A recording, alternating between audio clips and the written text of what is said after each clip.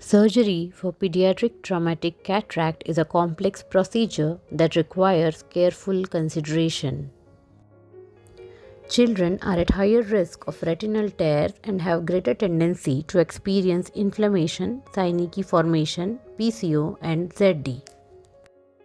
It is important to discuss with parents prior to surgery the potential risks, chances of traumatic glaucoma, associated retinal tears and retinal detachment, and emphasize on post-op use of glasses, importance of long-term follow-ups, and patching for amblyopia.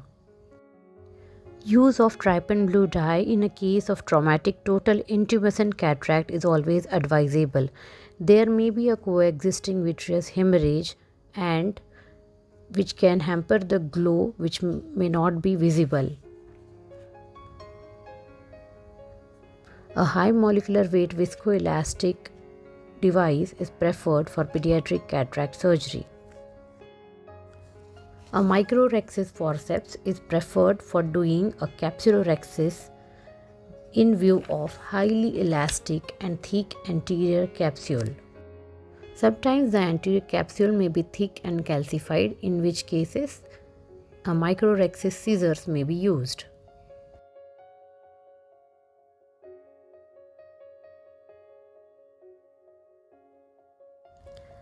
Sometimes the anterior capsule might have been ruptured due to trauma and the cortex can be present in AC. A single piece IOL can still be placed in the bag if posterior capsule is stable and primary PPC is not planned. Hydrodissection is usually avoided in traumatic cataracts. Lens removal can easily be done by irrigation and aspiration alone. A child less than 7 years will need a primary PPC to avoid dense PCO formation later. However, if the child is cooperative enough to sit for YAG laser later, it can be avoided.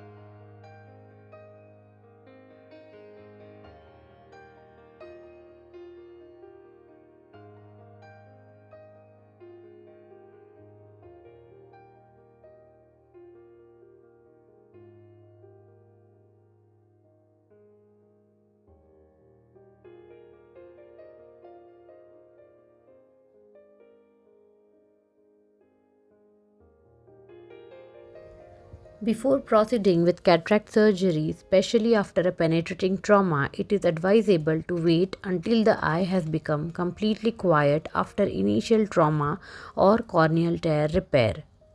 Releasing all the synechia needs to be done, and in such cases, IOL may have to be placed in sulcus. Clear corneal incisions and closing all entry wounds at the end of the surgery is the preferred choice.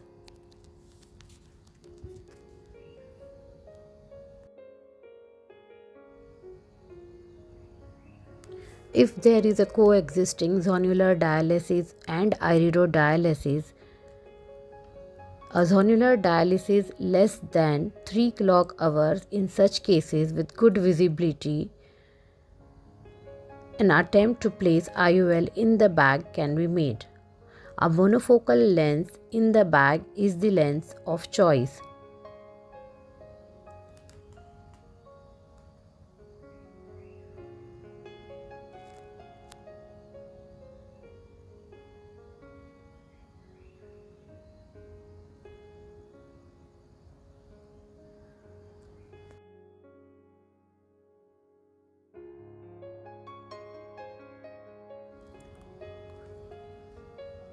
Few cases may need traumatic iridodialysis repair along with cataract surgeries, which can be planned after placing the IOL in the bag.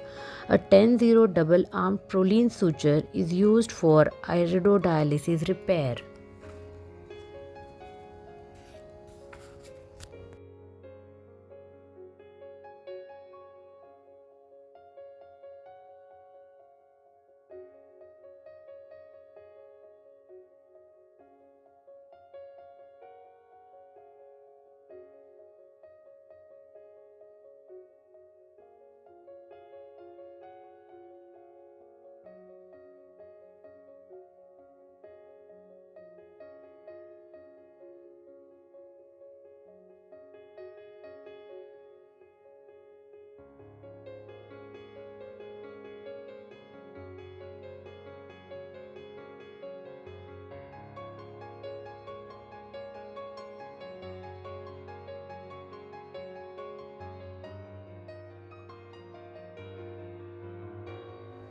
Pre-op assessment and planning are essential for successful surgical outcomes in pediatric traumatic cataracts.